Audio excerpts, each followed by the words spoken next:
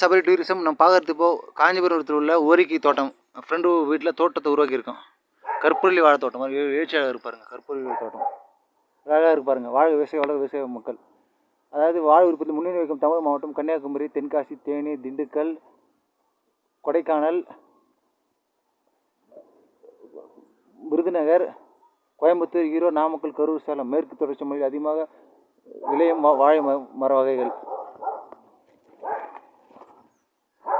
எழுச்சியாக இருப்பாருங்க.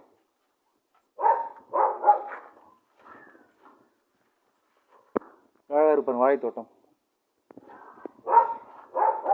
எழுச்சியாக இருப்பாருங்க.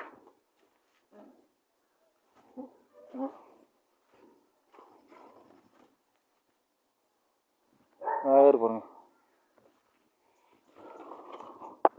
மறக்காமல் லைக் பண்ணுங்கள், ஷேர் பண்ணுங்கள், சப்ஸ்கிரைப் பண்ணுங்கள். நம்ம சேனல் சபரி டூரிசம் 90